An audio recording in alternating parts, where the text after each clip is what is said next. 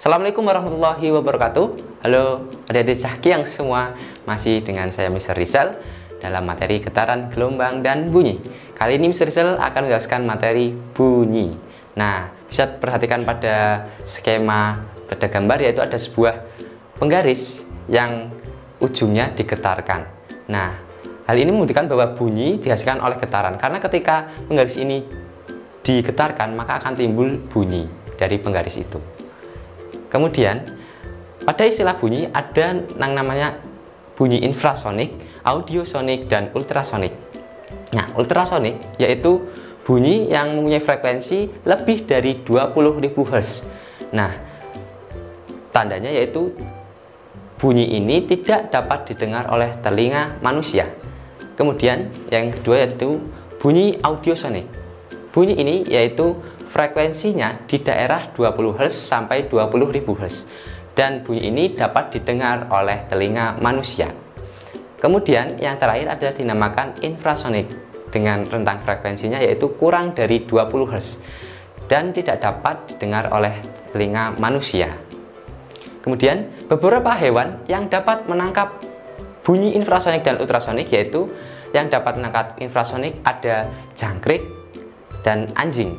Kemudian yang dapat menghasilkan dan menangkap ultrasonik yaitu ada kelelawar yang memiliki radar alami. Kemudian ada ikan paus dan ikan lumba-lumba, itu yang dapat mendengar bunyi ultrasonik. Kemudian ada pemanfaatan ultrasonik adik-adik, yaitu yang pertama dapat menghancurkan tumor atau batu ginjal. Kemudian USG atau ultrasonografi, yaitu digunakan untuk mempelajari dalam bagian tubuh yang tidak boleh kena sinar X yang berbahaya. Kemudian untuk deteksi dan komunikasi atau sonar di bidang teknologi kelautan.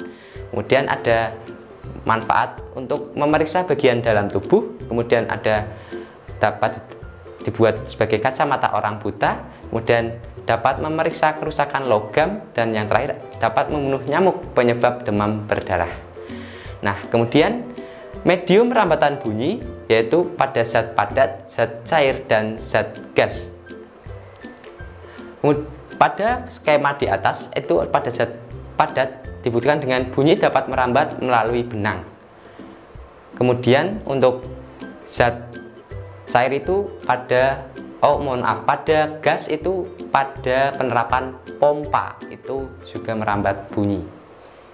Kemudian cepat rambat bunyi yaitu besarnya jarak yang ditempuh oleh bunyi tiap sekon dengan persamaan V sama dengan S dibagi T, dengan keterangan V merupakan cepat rambat bunyi satuannya meter per sekon, S merupakan jarak yang ditempuh satuannya meter, dan T merupakan waktu tempuh dengan satuan sekon.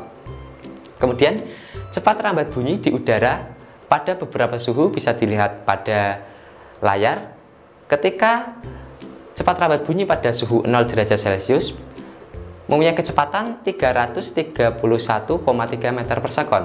Kemudian pada suhu 15 derajat Celcius bisa mencapai 340 meter per sekon, dan pada suhu 25 derajat Celcius dapat mencapai 347 meter per sekon.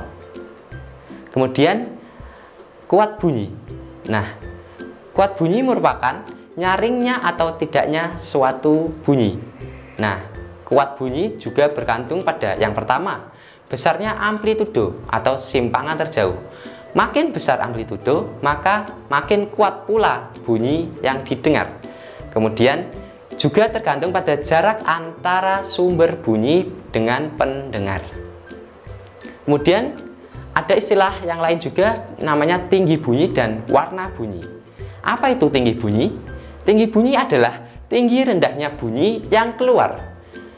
Tinggi rendahnya bunyi juga tergantung pada frekuensi getaran sumber bunyi. Makin besar frekuensi sumber bunyi, maka makin tinggi pula bunyi yang dapat kita dengar. Kemudian, apa warna bunyi?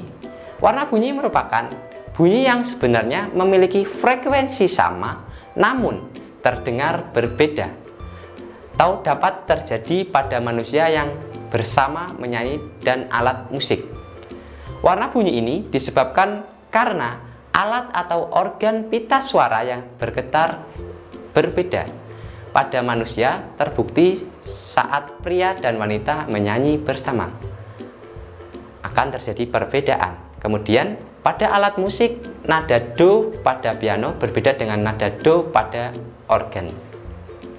Kemudian istilah lain pada bunyi ada yang dinamakan intensitas bunyi. Apa itu intensitas bunyi? Intensitas bunyi adalah besaran yang menyatakan beberapa besar daya bunyi tiap satuan luas.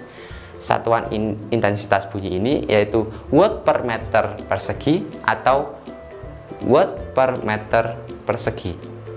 Intensitas bunyi tergantung pada amplitudo atau simpangan terjauh sumber bunyi dan jarak antara pendengar dan sumber bunyi.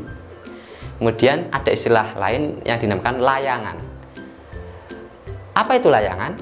Layangan adalah dua sumber bunyi yang frekuensinya hampir sama bergetar dalam waktu yang bersamaan sehingga hasil getarannya akan saling mengganggu. Begitu ya adik-adik, semoga bermanfaat. Sekian.